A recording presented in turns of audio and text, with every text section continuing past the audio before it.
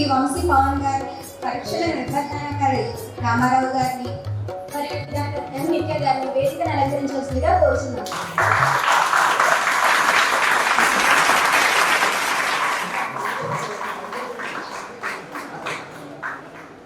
ఈ కార్యక్రమానికి ముఖ్య అతిథిగా చేసిన సుప్రసిద్ధ కవి, రచయిత, విమర్శకుడు శ్రీ మాకినేని సూర్యభాస్కర్ గారిని వేదికను అలంకరించవలసిందిగా కోరుతున్నాం.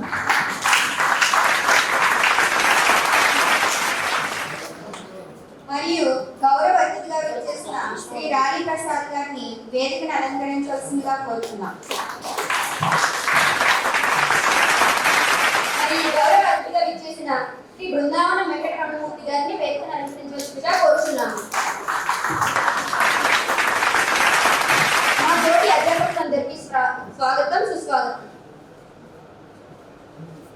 ఇది మన ఉగాది పండుగ. మన తెలుగు సంవత్సర శుభకృత సంవత్సరానికి ఘన స్వాగతం. తెలుగు వారికి ఇంతకంటే పెద్ద పండుగ ఉండదేమో. ఉగాది అనగానే నోరు గురించి ఉగాది పచ్చడి అందరికీ గుర్తు వస్తుంది. కొత్త రుచులు మేళాయింపు మన ఉగాది పచ్చడి. ఉగాది పచ్చడి రాబోయే ముందు మన కార్యక్రమానికి ముఖ్య అతిథిగా విచ్చేసిన శ్రీ మాకినేని సూర్యభాస్కర్ రావు గారిని పూలమాల అందించవలసిందిగా సాయిలక్ష్మి, నజీమా అధ్యాపకురాలని కోరుచున్నాము.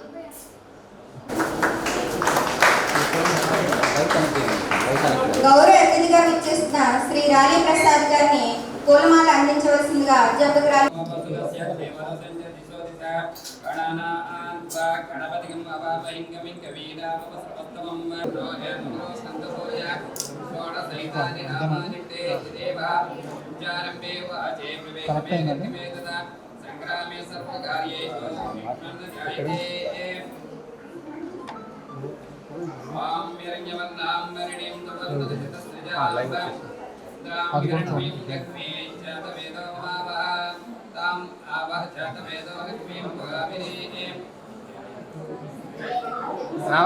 రామారావు గారు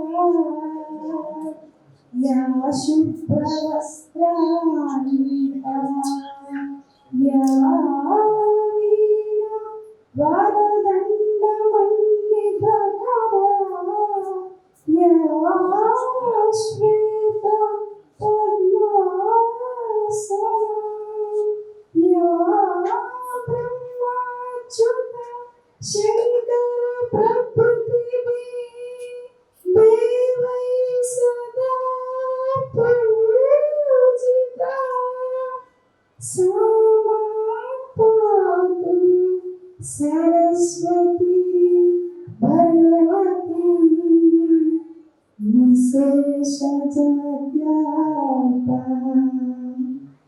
మన ప్రియతమ ప్రాచార్యుడు డాక్టర్ బి రత్నరాజు గారిని స్వాగతోపన్యాసం ఇవ్వాల్సిందిగా కోరుచున్నాము.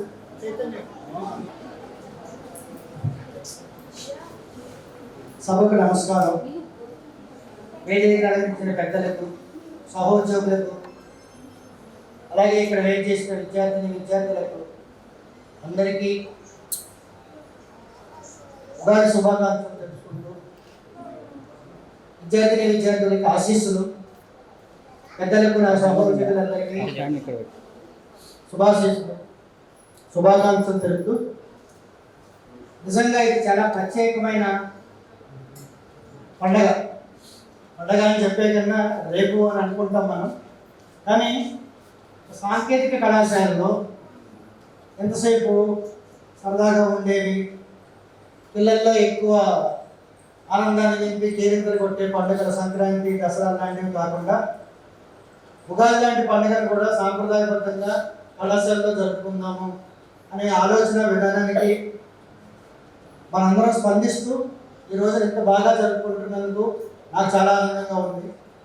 దీనికి గుర్తుగా ఉగాది అనగానే చాలామంది గుర్తొచ్చేది షడ్రుచుల సమ్మేళనం, ఉగాది పచ్చడి. 2 పంచాంగ శ్రవణం, 3 అక్కడక్కడ జరిగే కవితా గోష్ఠి లేక కవి సమ్మేళనం. ఈ అన్నింటినీ ఇక్కడ మేళవిందామని చెప్పి మనం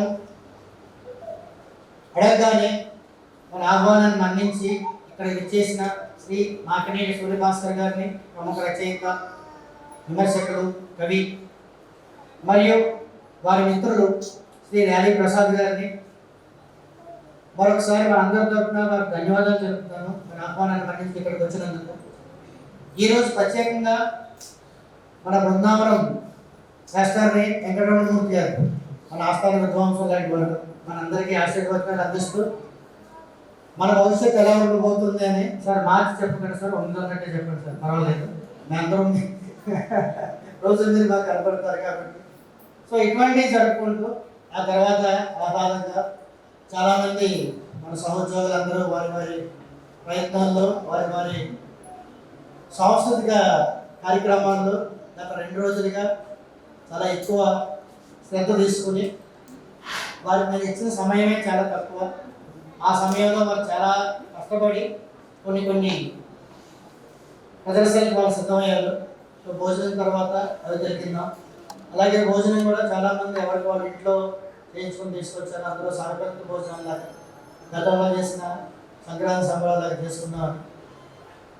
అలాగే ఈ కార్యక్రమంలో మన యొక్క కళాశాల ప్రదీపిక మరియు మన చింతన్ గారిచే రచించబడిన కొత్త పంట అనే పుస్తకావిష్కరణ ఇది కూడా ఈ సందర్భంగానే జరుగుతాయి. సో నేను మరింత సమయం దీని గురించి చర్చించకుండా మన దగ్గరకు వచ్చిన గౌరవ అతిథులు, విశిష్ట అతిథులు గారిని మరొకసారి సాధారణంగా ఆహ్వానిస్తూ వారిని ఈ కవితా సమ్మేళనం, కవి సమ్మేళనం జయప్రదంగా సాగించమని కోరుతున్నాను. ధన్యవాదాలు. మన ఆహ్వానాన్ని మన్నించి విచ్చేసిన మన ముఖ్య అతిథి గారైన శ్రీ మాకినేని సూర్యభాస్కర్ గారి గురించి తెలుపుటకై అధ్యాపకురాలు కుమారి సురేఖ గారిని రావాల్సిందిగా కోరుతున్నాను.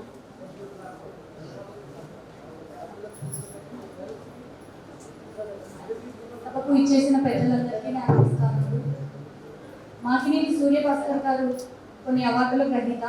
ఆయన అవార్డులు ఇప్పుడు నేను చెప్పబోతున్నాను. సర్ ఓజే ఫుల్వే మెమోరియల్ అవార్డ్ 2019, ద గోదావరి కళాకౌముది చిత్రకళా విమర్శ పురస్కారం 2019, మాగేటి రాజాజీ మెమోరియల్ చిత్రకళా సేతు అవార్డ్ 2018, పట్టాభి కళాపీఠం గిడుగు భాషా సేవ పురస్కారం 2018, డాక్టర్ కెఎల్ రావు స్మారక పురస్కారం 2015, సూర్య సాహితీ దీర్ఘకవిత పురస్కారం 2013, విశాలాక్షి కథానిక పురస్కారం 2012, సోమేపల్లి కథానిక అవార్డ్ 2012, వింగ్స్ మార్కాపురం అవార్డ్ 2011, బిలాయివాణి కవితా పురస్కారం 2010, ఉగాది సాహిత్య ప్రతిభా పురస్కారం 2010, ఆంధ్ర సారస్వత సమితి మచిలీపట్నం చిత్రకళా వైజయంతి కళావిమర్శ అవార్డ్ 2010, తానా పురస్కారం 2006, ప్రభుత్వ ఉత్తమ ఉపాధ్యాయ అవార్డ్ 2005, ఇండస్ట్రియల్ స్పెషల్ అవార్డ్ 2004, ఉపాధ్యాయ రత్నం 2004, ఇలా చాలా పురస్కారాలు ఆయన అందుకున్నారు. శ్రీ ర్యాలీ ప్రసాద్ గారి నుంచి తెలుపుటకు అధ్యాపకురాలు కుమారి వల్లి గారిని రావాల్సిందిగా కోరుతున్నాను.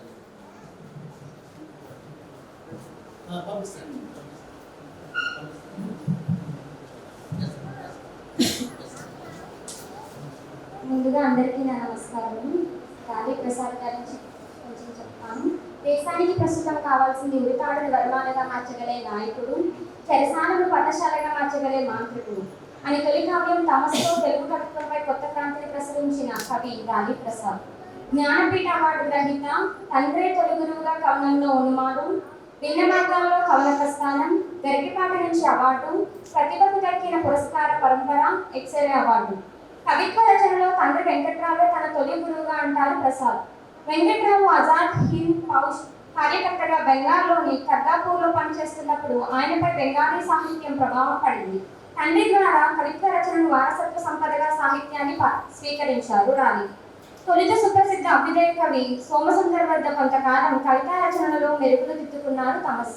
రాలిన పూలు, ఆమని, అలాపకల, స్వప్న భాష, మట్టి, కుంకుమరేఖ, పునాసనీడ, ఒక రాస్తాను, అల్ఫా ఒమేగా వంటి కావ్యాలు రచించారు. 2006లో రమ్య సాహితీ పురస్కారం, సాహితీ మిత్ర పురస్కారం, 2007లో హెల్త్ కేర్ సాహిత్య పురస్కారం, సాహిత్య మండలి కవితా పురస్కారం, 2008లో జీవీఆర్ ఆంధ్రప్రభ కవితా పురస్కారం, 2010లో వేమన సాహిత్య పురస్కారం, జాషువా కవితా పురస్కారం, 2011లో సత్యమూర్తి అవార్డు అందుకున్నారు. ధన్యవాదాలు. ఇప్పుడు గ్రంథావిష్కరణ మొదలు పెడుతున్నాను.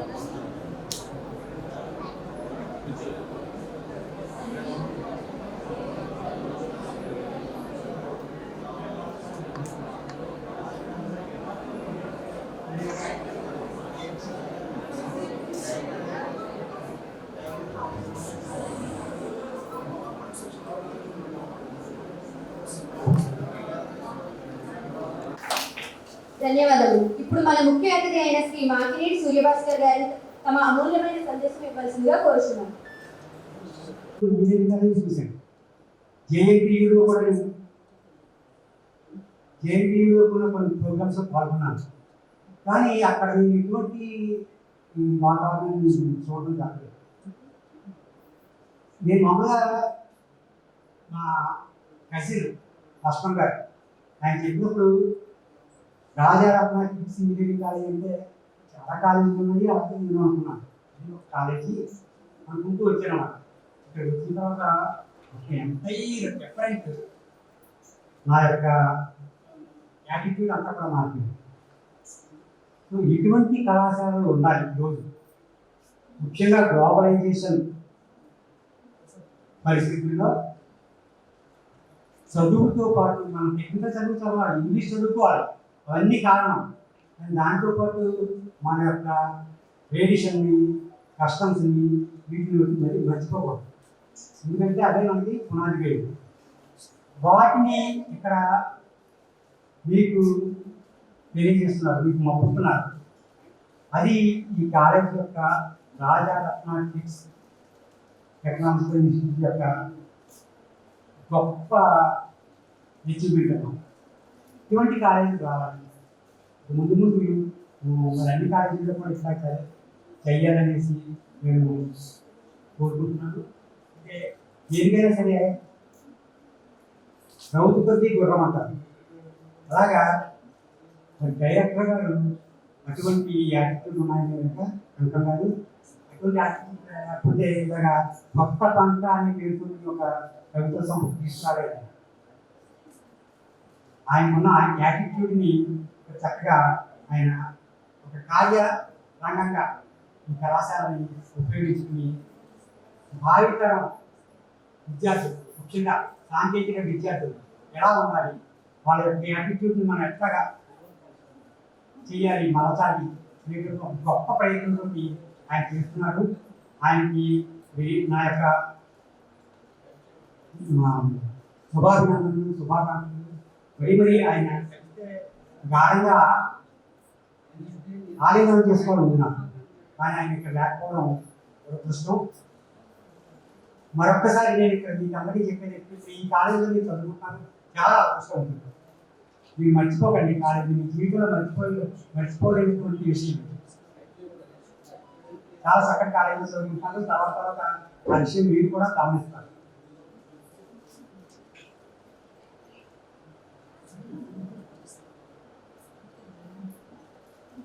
నా కవిత ఉగాదితో ముఖాముఖి. నాకు ఇప్పుడు 67 వచ్చింది. ఇప్పుడు శుభకృతి సంవత్సరం వచ్చింది. అంటే పోయిన సంవత్సరంలో నేను పుట్టాను. 60 సంవత్సరాలకి మనకి మళ్ళీ 5 సంవత్సరం పోయిన శుభకృతిలో పుట్టాను. బయటపడడానికి చేశాను అప్పుడు యుద్ధం. తల్లిదండ్రుల నుంచి బయట రావడానికి తెలియనటువంటి యుద్ధం, మనకి తెలియనటువంటి యుద్ధం. మళ్ళీ ఇప్పుడు వచ్చిన ఈ శుభకృతిలో జీవితం అంచున పొంచి ఉంది మరో యుద్ధం. యుద్ధమేగానే ఉన్నాం. అంచునే కర్మ ఒకటే యుద్ధమైంది. అనేక వైరుధ్యాల పరియుక్త విడివిరామం. ఎన్నో బాహ్యమైనటువంటి అంశాలతో మనం విడివిరామంగా యుద్ధాలు చేస్తూనే ఉన్నాం.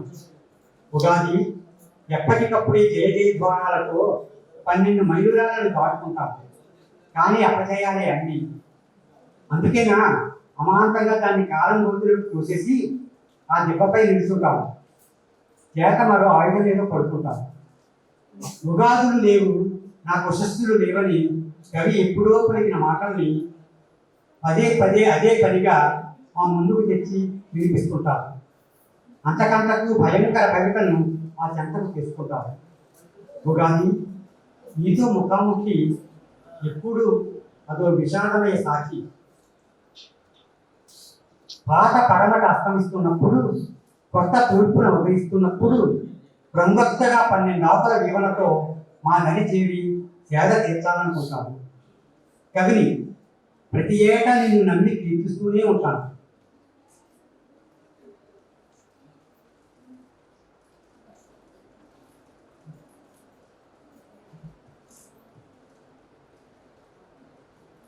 నువ్వు చూపించే రంగు వేసిన బైస్కోప్ దృశ్యాలు, ఆ బైస్కోప్ అని చిన్నప్పుడు చూసేవాళ్ళు మాట్లాడుతుంది. అందులో రంగులు బొమ్మలు ఉంటాయి. ఆ దృశ్యాల్లో నాకు వచ్చేది ఏ సంవత్సరమైనా ఇంతే. స్వార్థ పరత్వంబులు, నీచాగ్రాధికార చపలత్వంబులు, వ్యర్థ దురాగత సర్వానర్థములను, ఆర్ద్ర శుష్క సౌహార్ద్రములు, పెచ్చరిల్లిపోయిన మలమచ్చరములు, ఘోరము కఠోరముకు దగాపూరుతనము, పంచ సాధ్యపడని నయవంచనము, దాపరికము లేనట్టి మదాంధతలు. ఒకట రెండా నువ్వు చూపే దుర్భర పుస్తక దృశ్యాలు 300 మీద ముచ్చటగా 65. 365 రోజులు మనకి ఏదో ఒక ఇష్యూ ఉంటానే ఉంటుంది. అన్యాయ అక్రమ అనవాయితీ నీకు కరాల నృత్యవేది మా జీవితాలు, గింజలు రాలిపోయిన వంటి కాదు, చీకులు చెంపలే నీకు ఇచ్చే వరాలు, ఇవన్నీ ఎప్పుడు అవసరాలు. అయినా నేను ఈ అమాయకు కవి నీ ముంగిట సాగపడి చోద్యం చూస్తూనే పద్యం పాడుకుంటాను, నీ నైవేద్యం స్వీకరిస్తుంటాను. ఎన్నాళ్ళేలా ఒకటి కవిని అయినా మంచిని ఊహించే కవిని, నిత్యం వెలుగుంటే రవిని. ఊపకు నీ శుష్క ఆశాహస్తాలు, కొంచెమైన సిగ్గులు పూసి మానవత్వపు చిగులు వేసి, కరుశేఖర నా తలపై చల్లని చట్టం పెట్టి రెమ్మల వింజాములను పట్టినప్పుడే అప్పుడే ఉగాది నీతో దోస్తి, లేదంటే జబర్దస్తి. 60 గ్రీష్మాల ఎండబారిన యుద్ధారావాలి, గడాలిన ఎడారి శుక్రాల మేఘాలు, అనేక వైవిధ్యాల బయటెత్తని దివ్యగా మారుస్తాయి. ఈ 60 సంవత్సరాలు బయట ప్రపంచంతో యుద్ధం చేయడం కూడా సరిపోతుంది. అందువల్లనే నాకు ఇటువంటి ప్రశాంతి దొరకలేదు. అందుకోసం మళ్ళీ కొట్టాలనుకుంటున్నాను. అయితే ఉగాది కూడా మనం తప్పు పట్టలేదు. అయినా నువ్వు మాత్రం చేస్తావులే. మాలో క్రమశాల కష్టాలను పెరిగిపోయినప్పుడు ముందు మనం మారాలి. మనలో అన్నీ పెరిగిపోయాయి క్రమశాలు అన్నీ. అందువల్ల బయట ప్రపంచం కూడా బాగుంటుంది. ముందు మనం మారాలి. అయినా నువ్వు మాత్రం ఏం చేస్తావు లేదు. మాలో క్రమశాల కష్టాలు పెరిగిపోయినప్పుడు, నిండా నేను దుస్తంత్ర దుస్తుల్లో కూరుకుపోయినప్పుడు, స్వతంత్ర ప్రసక్తితో కూర్చుకున్నప్పుడు, మళ్ళీ మరో జన్మ ఎక్కాలనుంది, చేసిన చెడులు చెప్పుకోవాలనుంది. కారణంతో మహిమాను రెండో సబ్జెక్ట్ని ప్రకాశిస్తూ మళ్ళీ నాకు 260 అయిపోయింది. 260 మళ్ళీ ఒక సంవత్సరంగా నేను భావిస్తున్నాను. రెండో సబ్జెక్ట్ని ప్రసాదిస్తూ అవకాశం ఇచ్చింది. ఇక నాతోనే నేనే చెప్తాను, నాలో నేనే మనం బయట బాగోలేని పరిస్థితులు అనుకున్నంతకాలం కూడా ఇలాగే ఉంటుంది. ముందు బయట లోకం మారాలి అంటే ముందు మనల్ని మనం మార్చుకోవాలి. మనం సరిగ్గా ఉన్నామా అన్నది మనం ఆలోచించుకుని మనం సరిగ్గా మన ప్రవర్తన మనం మార్చుకున్నప్పుడు మొత్తం లోపం కూడా చక్కగా మారుతుంది. అలా అందరూ అనుకున్నప్పుడు ఖచ్చితంగా లోపల మార్పు వస్తుంది. సో ఏ ఉగాది వచ్చినా ఏమీ చేయలేదు, మనలో మార్పు రావాలి. మనలో మార్పు రావడానికి కూడా ఎన్ని ఉగాది వచ్చినా చేసేదని అర్థం. మంచి చేసే సంవత్సరమైనా కానీ చిన్నగా వెళ్తుందేమో చెప్ప. ఎందుకంటే యుద్ధం జరుగుతుంది కాబట్టి ఎలా ఉంటుంది ఈ సంవత్సరం చెప్పాలి. ముందు మనలో యుద్ధం చేసుకోవాలి. మనంతా మనం మారాలి. అప్పుడే ప్రపంచం మారుతుంది. అలాగా మనం ప్రజలు వెళ్తామని ఆశిస్తూ నాకు మరి అవకాశం ఇచ్చినటువంటి ప్రతిష్టాత్మకమైనటువంటి రాజారత్న కిడ్స్ ఇంజనీరింగ్ కళాశాల యాజమాన్యానికి, అధ్యాపక వర్గానికి, విద్యార్థులకు అందరికీ కూడా నా కృతజ్ఞతలు తెలియజేసుకుంటూ సెలవు. ఈ సందేశం మా అందరికీ నూతన ఉత్సాహాన్ని అందించింది. గౌరవ అతిథి శ్రీ రాణి ప్రసాద్ గారిని వారి అమూల్యమైన సందేశాన్ని ఇవ్వవలసిందిగా కోరుచున్నాను. ఈ కార్యక్రమాన్ని ఇంత చక్కగా తీర్చిదిద్దిన యాజమాన్యానికి అందరికీ ముందుగా ఉగాది శుభాకాంక్షలు. ఇక్కడ వాతావరణాన్ని గురించి ముందుగా మాస్టర్ చెప్పారు సూర్యభాస్కర్ గారు. కోనసీమకు వచ్చినట్టు ఉందని చెప్పన్నారు. కొద్ది రోజుల్లో ఇది కోనసీమే.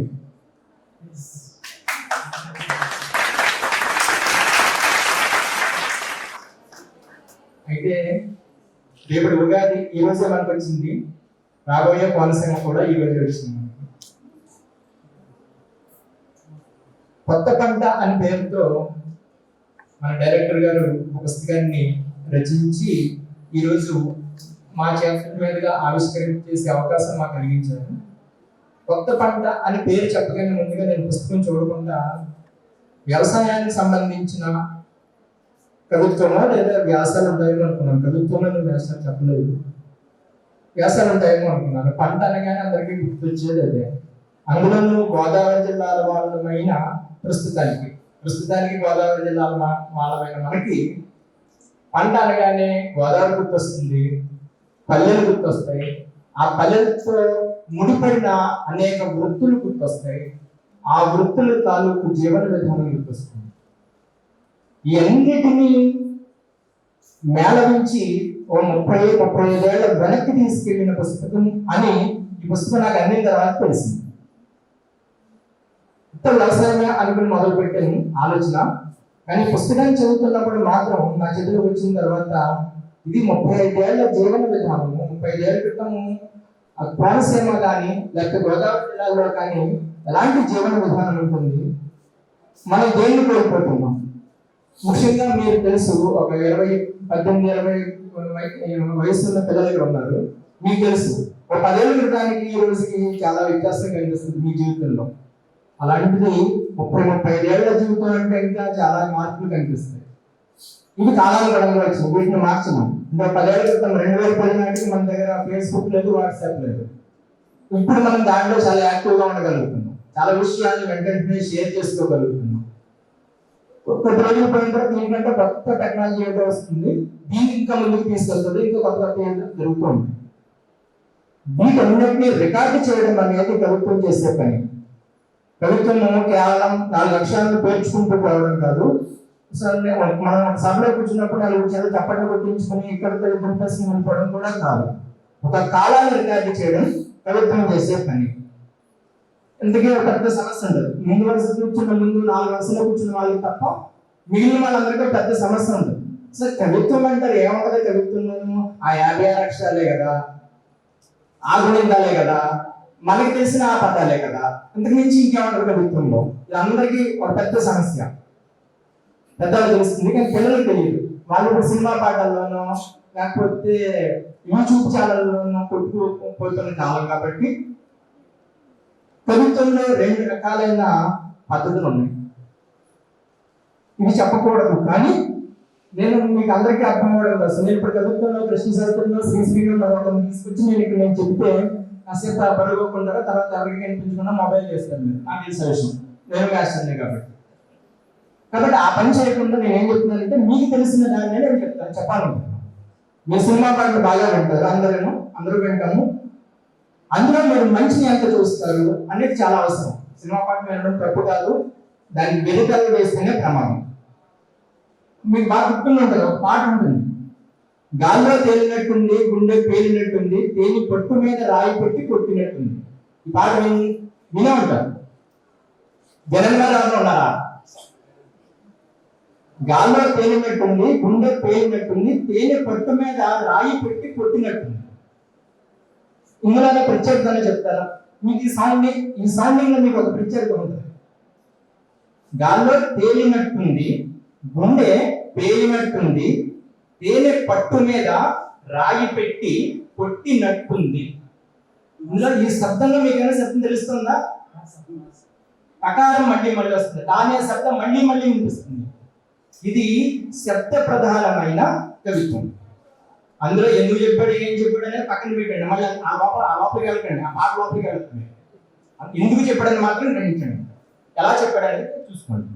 రెండోది, ఇదొక రకం పాట. పంచదార బొమ్మ అని ఒక, నేను ఎందుకు చెప్తానంటే ఇది అప్రస్తుతం అయినా కూడా కవిత్వం యొక్క వ్యత్యాసం మీకు తెలియడం కోసం చెప్తున్నాను. అది కూడా కవిత్వం, సినిమా పాట అయినంత మాత్రాన కవిత్వం కాకుండా పోదు.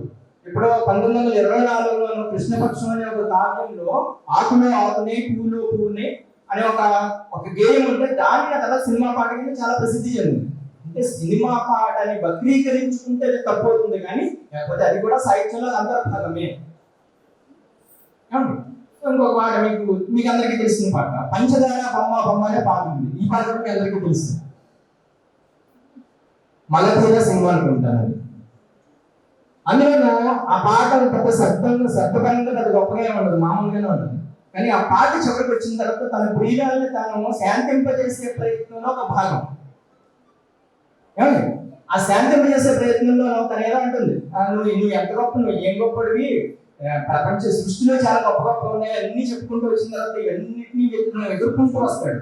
ఆ ప్రియురాలేసే ప్రశ్నలకి సమాధానాలు చెప్పుకుంటూ వచ్చిన తర్వాత చివరిని ఒక మాట అండి, ఇవన్నీ కూడా నువ్వు కొమ్మలతోటి, దీనితోటి, లేకపోతే వర్షంతోటి, పువ్వులతోటి పోల్చావు, ఇవన్నీ వాడిపోతాయి, అని నీ చితిలో కూడా నేను తోడొస్తాను అంట. అది ధ్వని ప్రధానం కాదు, అర్థ ప్రధానమైంది. అంటే అందులో ఉండే భావము అంత గొప్పది. ఇవన్నీ కూడా పోతాయి కానీ నువ్వు చనిపోయిన తర్వాత నీ చితిలో కూడా నేను తోడొస్తాను అని చెప్పాను. ఎందుకన్నా ఇంత దగ్గరగా ఇంకెవరో ఉండరు, ఏ ప్రియుడు ప్రేయసి కూడా ఉండకపోవచ్చు, చితిలో కూడా తోడొస్తాను అంత భరోసా ఇచ్చేవాళ్ళు ఎవరు ఉండకపోవచ్చు. సో ఇది ధ్వని అర్థ ప్రధానమైన. ఇప్పుడు మనము ఈ రెండు పోయి ఇంకొక, ఇవన్నీ ఎందుకు చెప్తున్నానంటే కవిత్వం మీకు అర్థం కావడం కోసం చెప్తున్నాను. ఇందులో కవిత్వం గురించి కాకుండా ముందు ఇదంతా ఇంట్రడక్షన్ అన్నమాట, ఇంకా కవిత్వంలోకి వెళ్ళలేదు, ఇంట్రడక్షన్ మాత్రమే. అంటే మీకు తెలిసిన అంశాలు కాబట్టి చెప్తున్నాను. గోల్ పడుతుందా? ఓకే. ఇది మీకు చాలా మంది వినకపోవచ్చు. కథాత్మకమైన పాట లేదా కథాత్మకమైన కవిత్వం. మా ఫ్రెండ్ చెల్లెల్ని కొందరు ఏడిపించారు, వీడిల్ని వాళ్ళతోటి గొడవ పెట్టుకొచ్చాడు, ఆ విలన్ గ్యాంగ్ వచ్చి మావాడిని తనపోతే చేస్తాను పెద్ద పేటు కాబట్టి ఎంత లేటు, అమ్మాయి దగ్గరికి వస్తానని చెప్పాడు, లేట్గా వచ్చాడు. ఆవిడ ఆటోమేటిక్గా కోపం వస్తుంది, సేమ్ నిలబెట్టి కూర్చోబెట్టి ఇక్కడ మాట్లాడలేదు. దానిని ఒక కథ రూపంలో చెప్పుకుంటారు. మా ఫ్రెండ్ చెల్లెల్ని కొందరు ఏడిపించారు, వీడు వెళ్ళి వాళ్ళతో గొడవ, అప్పుడు ఇంకా దిశ చట్టాలు, నిర్భయ చట్టాలు లేదు, దాని గురించి అట్లాంటి జరిగేవి. వీడెళ్ళి వాళ్ళతో గొడవ పెట్టుకొచ్చాడు, ఆ విలన్ గ్యాంగ్ వచ్చి మావాడిని తనపోతే నేను చేశాను చనిపోయాడు కాబట్టి అది లేట్ అయింది. ఇది ఒక క్రమంగా జరిగే కథ అన్నమాట. ఇది కూడా కవిత్వంలో కథ. ఇప్పుడు మనము ఈ కొత్త పంటలోకి ప్రవేశిస్తాం. ఇందాక మాస్టర్ చెప్పారు ఉప్పోడు గురించి చెప్తున్నప్పుడు మనకి సాంప్రదాయమైన రుచుల్ని కోల్పోతున్న ఒక స్పృహ అందరికీ కలుగుతుంది. అదే మనం చిన్నప్పుడు ఆవకాయ పచ్చడి చేసుకుంటూ ఉప్పు ఎండబెట్టేవాళ్ళం.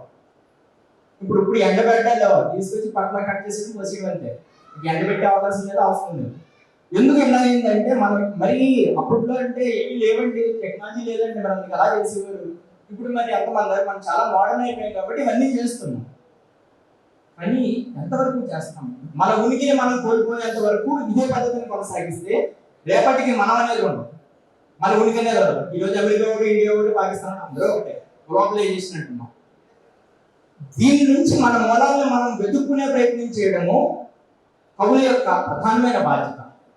అది మనకి ఇప్పుడు కవిత చదువుతున్నప్పుడు ఇప్పటి గురించి మాస్టర్ చెప్పారు కాబట్టి ఆ వివరాల్లో కన్నా ఒకసారి ఉదాహరించేసి వదిలేస్తున్నాం.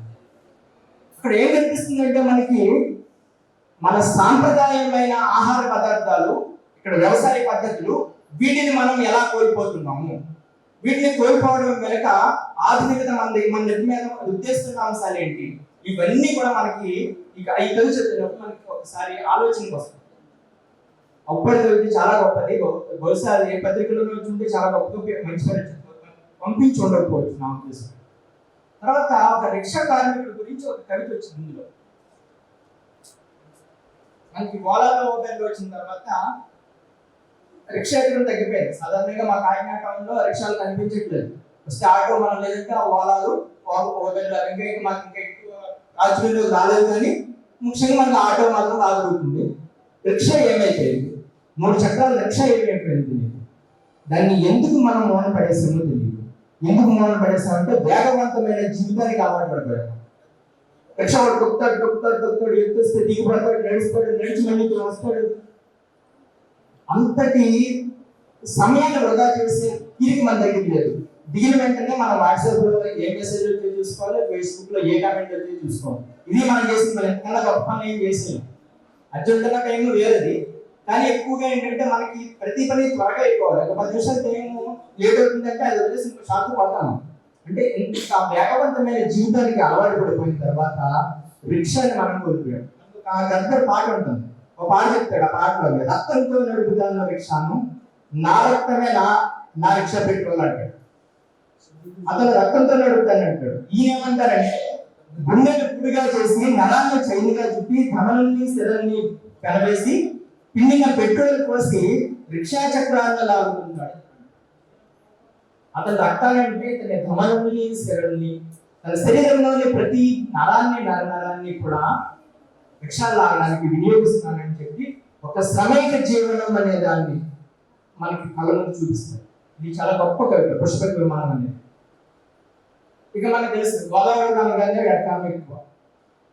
ప్రతి ఇంచుమించు రాష్ట్రంలో మన తెలుగు మాట్లాడే వాళ్ళు ఎవరైనా సరే మీరు ఎక్కడి నుంచి వచ్చారంటే తూర్పుగోదావరి అని చెప్పారు అనుకోండి, మీ వాళ్ళకి చాలా ఎక్కరం అండి అంటే మనం మాట్లాడే తీరునే వెటకారం. మనం కావాలని మాట్లాడాలి, మనం కావాలని ఎవరితో వెటకారంగా మాట్లాడము, అది అసలు మనకేముండదు. కానీ మనం మాట్లాడుతున్నప్పుడు అందులో వెటకారపు ధ్వని అనేది వాడికి వినిపిస్తుంది.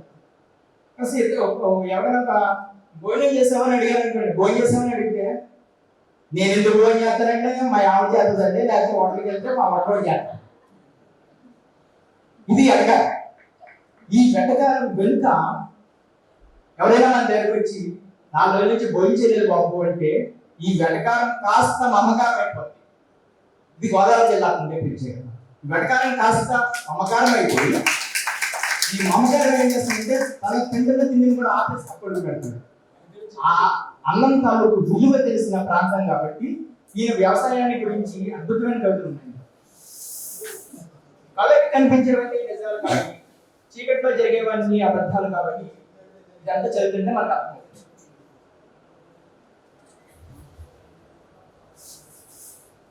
ఇందులో మా కళల వెనుక అని ఒక కవిత ఉంది. మొత్తాన్ని కవితల్ని చెప్పిన ఒక 2 కవితలు చెప్పి ముగించేస్తాను. ఎందుకంటే నా బాధను కూడా మీకు వినిపించుకోవాలి కదా, నా కవితా బాధను కూడా మీకు వినిపించుకోవాలి. కాబట్టి ఈ 2 కవితలు ముగించేసి మేము డాలర్లు ఇచ్చి జీవితాన్ని కొనుగోలు చేసి దమ్మిడీల కోసం కళల్ని అమ్ముకుంటాం. ఏంటండి ఇప్పుడు మీరు ఇంజనీరింగ్ స్టూడెంట్స్ కాబట్టి బాగా అర్థమవుతుంది. సో ప్రతి ఒక్కరికి కళ డాలర్లు సంపాదించాలి.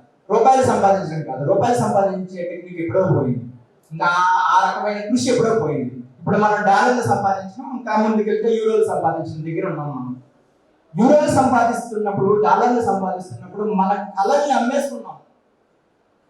నీ తల్లిదండ్రులకి ఏం చేస్తున్నావు, నువ్వు పుట్టిన భూమికి ఏం చేస్తున్నావు, నీ కల్చర్కి ఏం చేస్తున్నావు, ఇవన్నిటిని వదిలిపెట్టేసి కేవలం డాలర్లకు మనం ఆధారపడినాం. దీన్ని అంత చక్కగా చెప్పారు.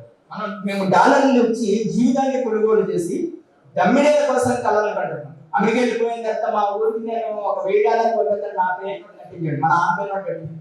అది పోయిన తర్వాత ఈ కట్టిస్తే ఇంటి కట్టించకపోతే బతుకున్నప్పుడు అక్కడ ఓటే వీళ్ళేమో అనాథాశ్రమాలను వృద్ధాశ్రమాల్లో కూర్చుంటున్నారు, తర్వాత వాళ్ళ పేరు కట్టిస్తారు. ఇవన్నీ ఎందుకు? ముందుగా మనం తల్లిదండ్రుల్ని వీళ్ళంత చక్కగా చూసుకుంటే వృద్ధాశ్రమాలు అవసరమే ఉండకపోవచ్చు. అది ఉండే ఉండదు. వృద్ధాశ్రమాలు 30 ఏళ్ళకి మెకా లేవు. భారతదేశంలో వృద్ధాశ్రమం అనే సంస్కృతి లేదు. ఈ సంస్కృతి ఎప్పుడు మొదలైంది అంటే మనకి ఆధునికత బాగా వెలుగుదలకు వేసింది. ఆధునికత చాలా అవసరం. ఈ ఆధునికత వెలుగుదలకు వేసినప్పుడు ప్రమాదం. మొత్తం సంస్కృతి, మన ఉనికిని, మన అస్తిత్వాన్ని మొత్తం కోల్పోయే పరిస్థితి ఏర్పడుతుంది.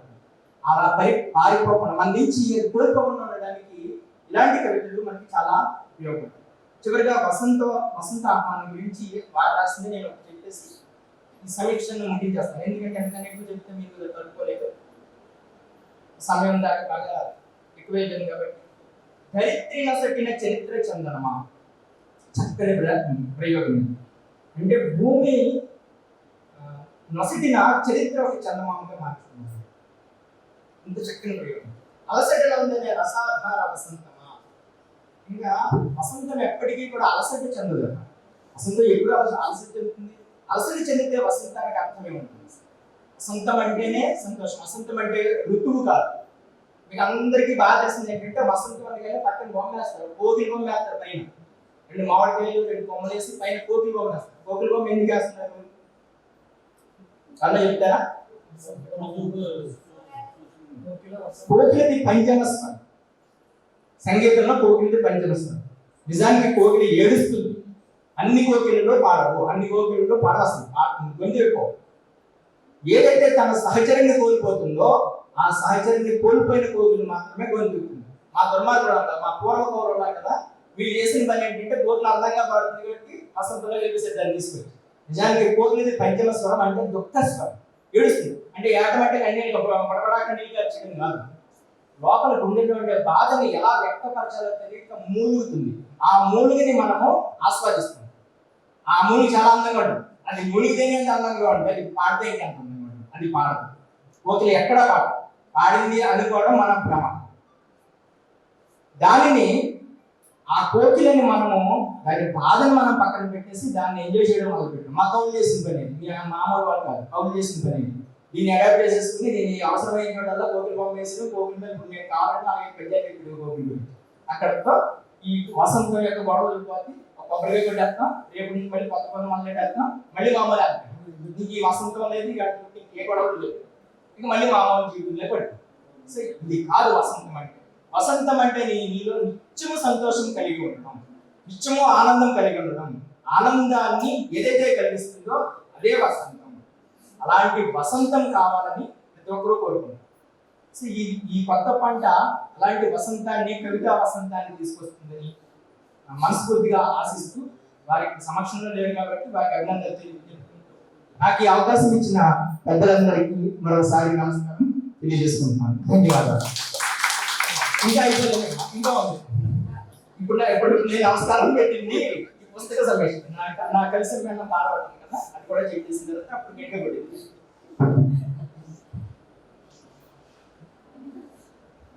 నా కవిత పేరు యుగావతారం. దీని గురించి మరి నేను చాలాసేపు క్లాస్ తీసుకోవాల్సి ఉంటుంది, కట్టుకోండి. కొమ్మకు వేలాడే భారం పిందెతోనూ పండుతోనూ ముడేసి గారడీలో సృష్టి ఊగుతుంది. కొమ్మకు వేలాడే భారం పిందెతోనూ పండుతోనూ ముడేసే గారడీలో సృష్టి ఊగుతుంది. పిందెగా ఉండడము, పండుగ మారిపోవడం, అది రాలిపోవడం. ఇది ఎవరు చేస్తారు ఈ పని? కాలం చేస్తుంది. కాలము ముందు చిన్న పిల్లలుగా మొదలవుతుంది, మధ్య వయసుకి వస్తాం, ముసలాడు అయిపోతాం, రాలిపోతాం. ఇది చెట్టుకి కాదు, మనిషికి కాదు, అందరికీ వర్తిస్తుంది. సో ఇక్కడి నుంచి కవిత నిద్ర తెలియని కళ్ళతో నిరంతరం సంచరిస్తూనే ఉంది. దేనికోసమో వెతికి వెతికి తల బాదుకుని వేడిని చల్లార్చేందుకు నీట మునిగింది. వేదన తీరక భూమిలోని పొరియలు చేసింది. రాజస్తంభంలోంచి పుట్టుకొచ్చిన కుసుమలతను కానుక చేసింది. బిచ్చగత్తె లోకాన్ని వేడుకుని అలసిపోయింది. తలపుల వాడి బాణాలు గుచ్చుతూనే ఉన్నాయి. సహచరికై వేచి వేచి అలచిన అరుపులకు దిక్కులు పిక్కడిల్లాయి. ముందుకు నడిపే రథసారథులే మనసు దూసుకెళ్ళింది. విరక్తి తెచ్చిన నాస్తికత్వంలో మౌనం మహాయుధమైంది. బడబాగ్యని దాచుకున్న వేదన ఎల్లగొర్రం మీద రాచరికమైంది. కొమ్మలను పట్టుకు దాగిన ఈటి గదుల కాలానికి షడ్రుచుల స్వాగతం పలుకుతుంది కాలచిత్రం. ఇప్పుడు కొట్టేయండి.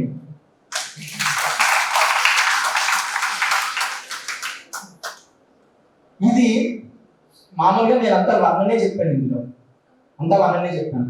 కానీ దీంట్లో ఒక్కొక్క పాదము కూడా భాగవతంలోని దశావతారాల అవతారాలు. అంటే మత్స్యావతారం దగ్గర నుంచి మొదలుపెట్టి, మత్స్యావతారం ఎక్కడంటే నిద్ర తెలియని కళ్ళతో నిరంతరం సంచరిస్తున్నది. చేప కన్ను మూసుకోకుండానే తిరుగుతూ ఉంటుంది, అది మత్స్యావతారం. తర్వాత దేనికోసమో వెతికి వెతికి తల బాదుకుని వేడిగా చల్లార్చేందుకు నీట మునిగింది. మత్స్యావతారం తర్వాత కూర్మ తల కొట్టుకుంటుంది, ఒకసారి నీటిలో వెళ్తుంది, బయటకు వస్తుంది. వేదన తీరక భూమిలోని బొరియలు చేస్తుంది. పంది బురదలో జరుగుతుంది కదా, బొరియలు చేస్తుంది. రాతి స్తంభంలోంచి పుట్టుకొచ్చిన కుసుమలతని కానుక చేస్తుంది. రాతి స్తంభంలోంచి తెలుసు లక్ష్మీ నరసింహస్వామి. దాని తర్వాత వరాహ అవతారం తర్వాత అంటే సగం మానవుడు సగము జంతు.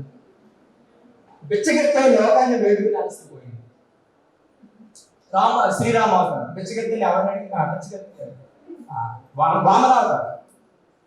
బలిచక్రవర్తి దగ్గరికి వచ్చి నాకు 3 అడుగులు నేల కావాలని అడుగుతుంది, అది బిచ్చగత్తిగా మారిపోయాడు.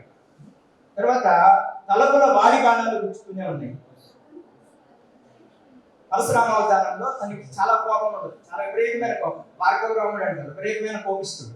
అలాంటి కోపంతో ఉన్న ఆ తలపులు వాడి తలుపులు సహచరికై వేచి వేచి అలచిన అరుపులకు దిక్కులు పెట్టినారు. సీత సీత సీత అని ముందు వచ్చాడు, అడవడానికి తిరిగాడు. రామావతారం ముందుకు నడిపే రథసారథై మనసు దూసుకెళ్ళింది. తర్వాత కృష్ణావతారం ముందుకు తీసుకెళ్లడమే వాటిని. తర్వాత విరక్తి తెచ్చిన నాస్తికత్వంలో మౌనం మహాయుధమైంది. సో గౌతమ బుద్ధుడిది నాస్తికత్వం, దేవుడు అంటాం మనం, కానీ అతని పూర్తి నాస్తికత్వం. ఆ నాస్తికత్వంలో కొత్త మతాన్ని సృష్టించి పెట్టాడు. బడబాగ్ని దాచుకున్న వేదన తెల్లగొర్రెల మీద రాచరికమైంది. సో ఇంక మనకి కలిగి అవతారం రావాల్సిన అవతారం. ఈ కలిగి అవతారం ఏంటంటే తెల్లగొర్రెల మీద వస్తాడు అని. సో ఇది ఈ దశావతారాన్ని చిన్నగడ్డలు చెప్పే ప్రయత్నం చేశాను. అందరికీ నాకు ఈ మంచి అవకాశం ఇచ్చింది అందరికీ నమస్కారాలు. ధన్యవాదాలు. మీ సందేశం నాకు ఎంతో ఆనందాన్ని కలిగించింది.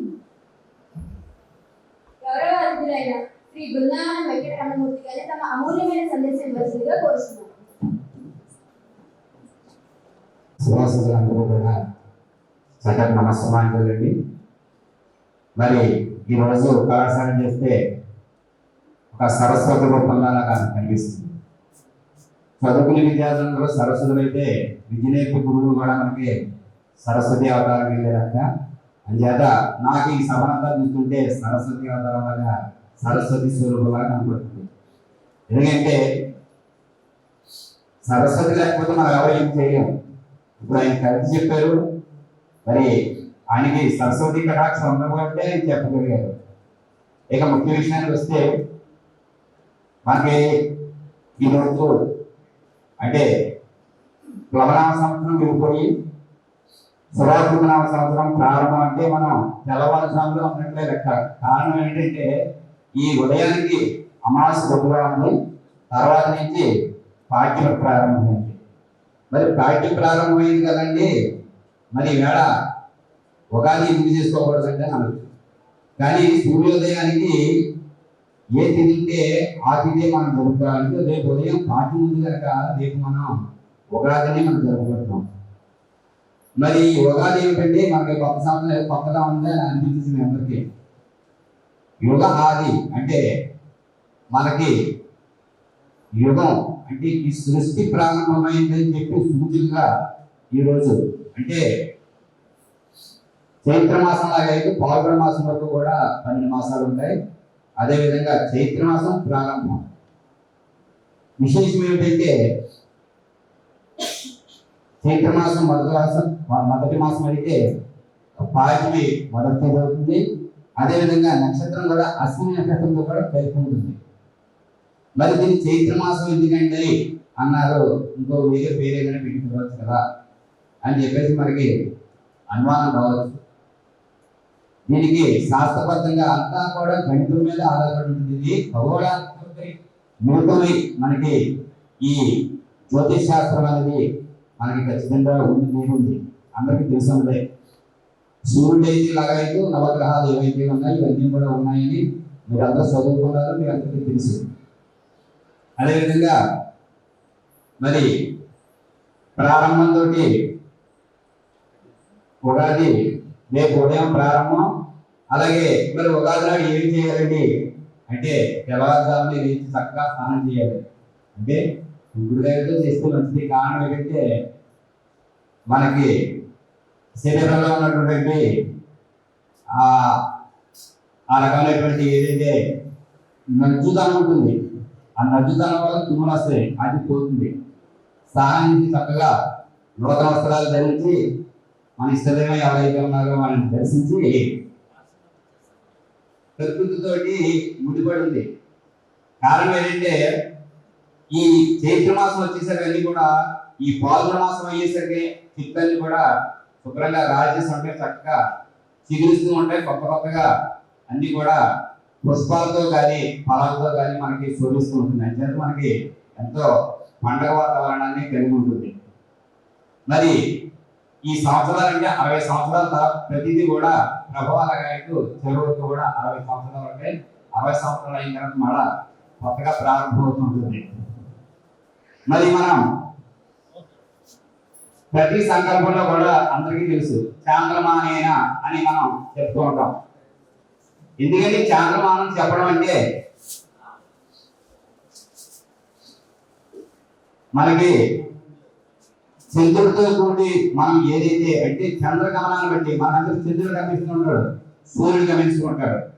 చంద్రగమనాన్ని బట్టి మనకి పగలు రాత్రి తిది వార నక్షత్రం ఇవన్నీ కూడా మనకి జరుగుతూ ఉంటాయి.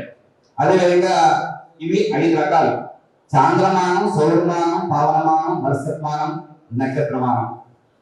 ఈ 5 రకాలు. ఈ 5 రకాల సాంప్రదాయాలు కూడా మనకి నడుస్తూ ఉంటాయి. కానీ ఎక్కువ చాంద్రమానాన్ని అనుసరించడమే ఎక్కువ మంది మనం చేస్తూ ఉంటాం. ఏంటి కారణం ఏంటంటే అది సేఫ్ సైడ్. మరి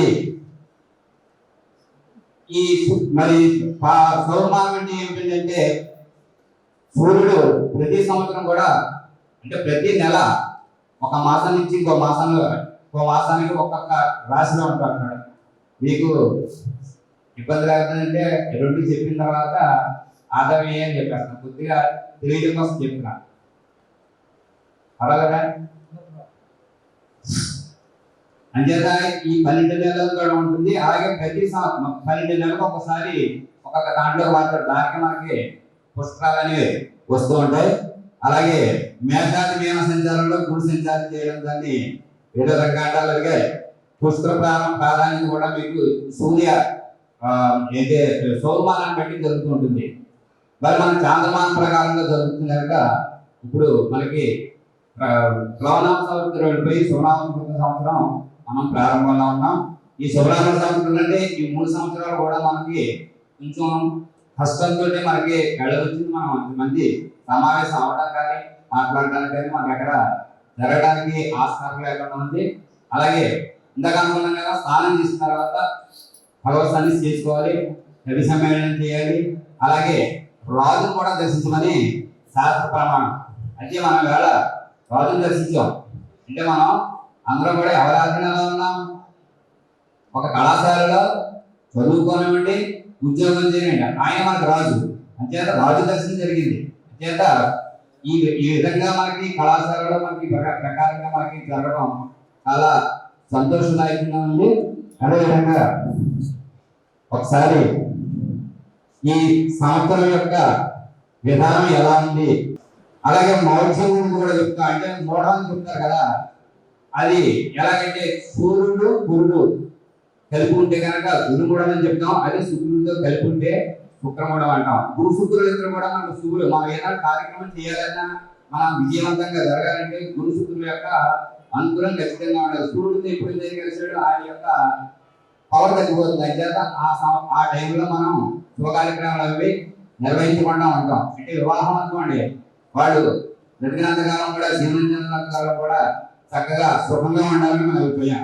అదేవిధంగా ఈ శుభనామక సంవత్సరం ఫలితం ఏంటంటే ఈ సంవత్సరంలో శ్రీ మహారాజు అంటే అడ్మినిస్ట్రేషన్ అంతా కూడా ఎలా ఉంది ఇక్కడ వివరించబడింది. ఇదంతా కాలిక్యులేషనే, అంతేగాని ఏదో తోచినట్టుగా చెప్పడం అన్నది కానీ బాగుంది. రాజు దేశాధిపతుల వలన మంత్రి గురుడు, ధ్యానాధిపతి మేఘాధిపతి అధ్యాధిపతి బుధుడు, సస్యాధిపతి రవి, ధాన్యాధిపతి శుక్రుడు, రసాధిపతి కుజుడు. ఈ నవనాయకుల ఆధిపత్యములు 4 శుకులు, 5 శుకులు, 4 ఆధిపత్యం పాపులు. అంటే మీకు 5 శుకులు ఎక్కువగా ఉన్నారు కనుక పాపులు అంటే మీకు చక్కటి అనుగ్రహాన్ని ఇవ్వడానికి 5గా ఆధిపత్యం ఉంది కనుక మనకి సంవత్సరం అంతా కూడా గడిచిన సంవత్సరాల కన్నా కానీ శుభఫలితంగానే ఉంటుంది. అదేవిధంగా మనకి ఈ సంవత్సరం 2 గ్రహణాలు కూడా ఉన్నాయి. తర్వాత ఇకపోతే మనకి ఈ 12 రాశుల్లో కూడా మనకి సూర్యుడు ప్రతి నెల కూడా ఒక్కొక్క రాశి ఇంకొక రాశి మారుతూ ఉంటాడు. అలాగే నక్షత్రాలు చూసుకున్నట్లయితే 27 నక్షత్రాలు ఉంటాయి. 27 నక్షత్రాలు కూడా ఒక్కొక్క నక్షత్రానికి 4 పాదాలు ఉంటాయి. 27 4 108. 108 ఈ 108 కూడా 12 రాశులకు కూడా పంచిపెట్టడం జరుగుతుంది. అంటే ఒక్కొక్క దాంట్లో కూడా 4 ఉంటాయి. అంటే 4 నక్షత్రాలు ఉంటాయి. లేకపోతే 2 పాదాలు ఒక దాంట్లో, 2 పాదాలు ఒక దాంట్లో పడి జరుగుతుంది. అంటే మనకి దీంట్లో ముఖ్యంగా ఏంటంటే లగ్నం ప్రాధాన్యం. లగ్నం ప్రాధాన్యం ఏంటి? ఎవరైనా పుట్టిన టైంలో తీసుకుంటాం కదా మనం, దాన్నే లగ్నం అని చెప్తారు. అంటే ప్రతిరోజు కూడా లగ్నం మారిపోతూ ఉంటుంది. 20 సెకండ్లు ఒకసారి, 20 నిమిషాలు చూపించిగా. అంచేత లగ్నం అన్నది మనకి ప్రాణం ఎంతైతే ముఖ్యమో లగ్నం కూడా అదే రకంగా మన ముఖ్యం. అంచేత పుట్టిన తారీఖు మనం రాసుకున్నట్టయితే ఏ లగ్నంలో పుట్టారో తెలిస్తే దాన్ని బట్టి వాళ్ళ గోచారం ఎలా ఉంది అని ఖచ్చితంగా చెప్పడానికి జరుగుతుంది. అది సరిగ్గా లేకపోతే కనుక అది చెప్పడం కష్టం. అదే మేషరాశి ఫలితాలు చూసుకున్నట్టయితే అశ్విని నక్షత్రం, భరణి నక్షత్రం పూర్తిగా 1వ పాదం. దీనికి ఆదాయం 14, వ్యయం 14, రాజ్యబుద్ధి 3, అవమానం 6. ఈ విధంగా ఉంది. అదే రకంగా వృషభ రాశి అంటే కృత్తిక 1 పాదం ముందు జరిగింది కదా, మేషరాశిలో జరిగింది కదా. అంటే వృషభ రాశిలో కృత్తిక 2, 3, 4 పాదాలు ఉన్నాయి. రోహిణి 1, 2, 3, 4 పాదాలు ఉన్నాయి. మృగశిర 1, 2 పాదాలు ఉన్నాయి. అంటే ఇంకో 2 పాదాలు వేరే రాశిలో వెళ్తాయి. దీంట్లో ఆదాయం ఎలా అంటే ఆదాయం 8, వ్యయం 8, రాజ్యబుద్ధి 6, అవమానం 6.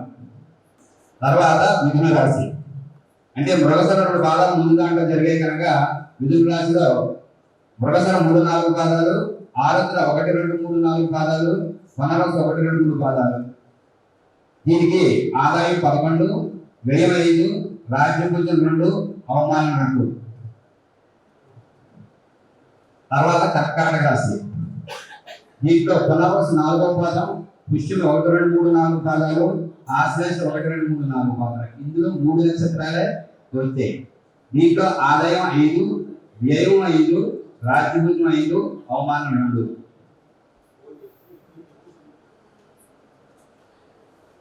తర్వాత సింహరాశి అంటే మఖ 1, 2, 3, 4 పాదాలు, ఒక్క 1, 2, 3, 4 పాదాలు, ఉత్తర 1వ పాదం. అంటే 2, 3, 4 పాదాలు ఇంకొక రాశిలో వెళ్తాయి అనమాట. దీనికి ఆదాయం ఎలా ఉన్నాయంటే ఆదాయం 8, వ్యయం 14, రాజ్యభుజం 1, అవమానం 5.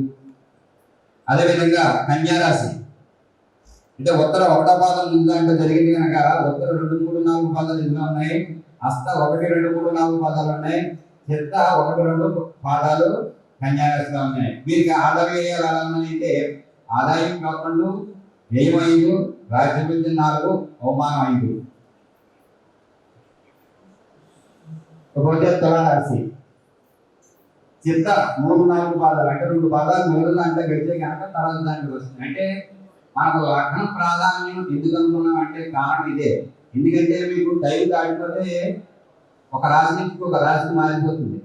అదేవిధంగా స్వాతి 1, 2, 3, 4 పాదాలు, విశాఖ 1, 2, 3 పాదాలు. దీనికి ఆదాయం ఎలా ఉన్నాయంటే ఆదాయం 8, వేడి 8, రాశిపత్యం 7, అవమానం 1.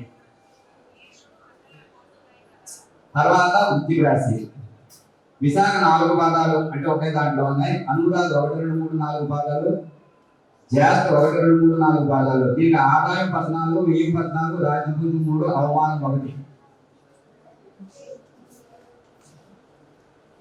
ధనురాశి మూల నక్షత్రానికి 1, 2, 3, 4 పాదాలు, పూర్వాషాఢ 1, 2, 3, 4 పాదాలు, ఉత్తరాషాఢ 1 పాదం. ఇవి ధనురాశిలో ఉన్నటువంటి నక్షత్రాలు. ఆదాయం 2, వ్యయం 8, రాజపూజం 6, అవమానం 1.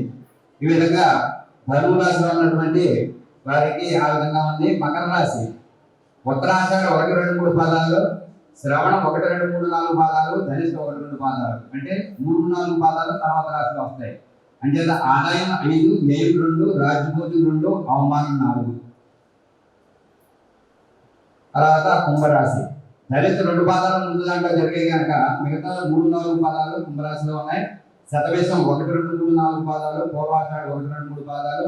వీరికి ఆదాయం 5, వ్యయం 2, రాజపూజం 5, అవమానం 4.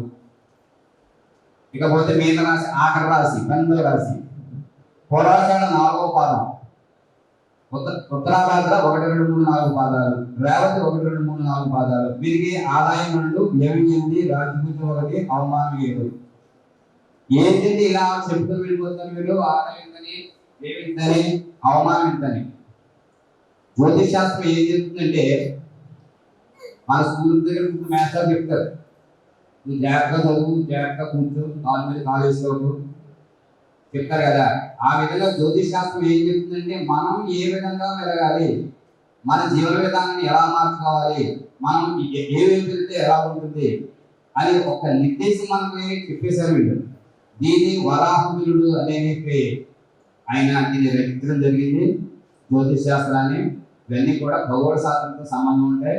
అంతేత ప్రతి వాళ్ళు కూడా దీన్ని అనుసరించి చేసుకుంటేనే చక్కటి సౌఖ్యాన్ని, ఆనందాన్ని పొందుతుంటారు.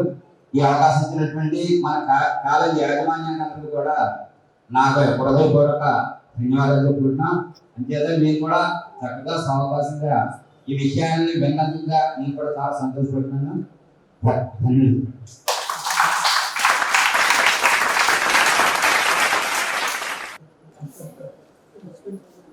श्रीगुरुभ्यो नमः। हरि ओं श्रीलक्ष्मी वल्लभारं भाविकधानवज्जमाहम्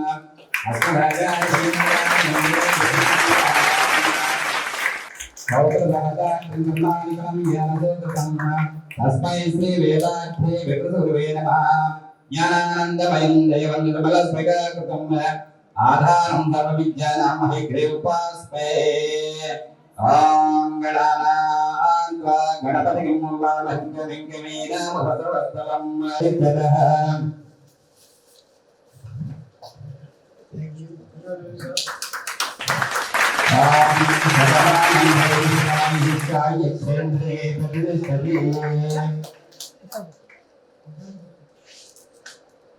कैमरा ब्लॉक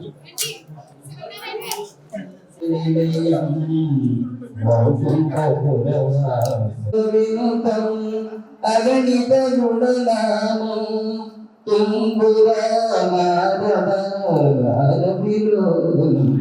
वेंकटाचलनिलयं वैकुंठपुरवासं पंकजनेत्रं परमपवित्रं वेंकटाचलनिलयं वैकुंठपुरवासं मकरकुण्डलधामं मदनगोपालकाराय विद्यं आमेश्वरवे श्रवणददातु उभयराजमश्रवणाय महाराजाय नमः।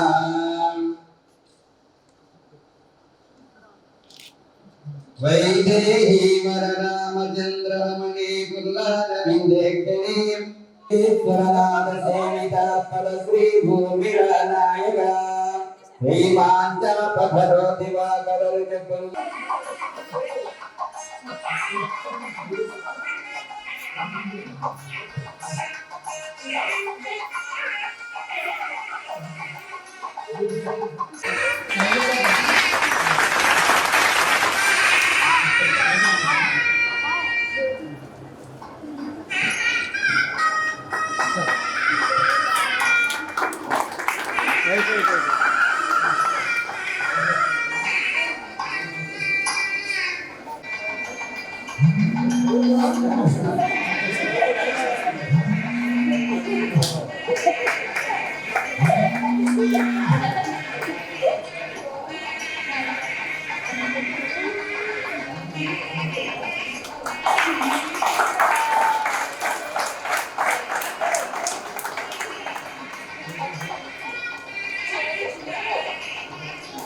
ఇచ్చేసిన మన అగ్రత మహారథులు తమ అమూల్యమైన సమయంలో ఇచ్చేసి మన కళాశాల ప్రాంగణంలోకి వచ్చి తమ అమూల్యమైన ప్రసంగంలో అందరికీ అందించి ఎంతగానో ఉగాది పర్వదినం శుభాకృతి నామ గురించి అందరికీ శుభం జరగాలని మరి ఎప్పుడూ సంతోషంగా ఉండాలని ప్రసంగించారు.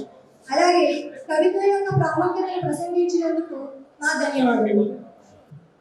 మాకు ఎల్లవేళ చేదోడు వాదోడుగా ఉంటూ మమ్మల్ని ముందుకు నడిపిస్తున్న మా తోటి అధ్యాపకులు, యాజకులు, సభ్యులకు మా కృతజ్ఞతలు. సాంకేతిక మరియు సాంకేతికేతర సిబ్బందికి మా ధన్యవాదాలు. ఇంకా సభను విజయవంతంగా నిర్వహించిన ప్రాచార్యుని గారికి, వారి బృందానికి ప్రత్యేక ధన్యవాదాలు.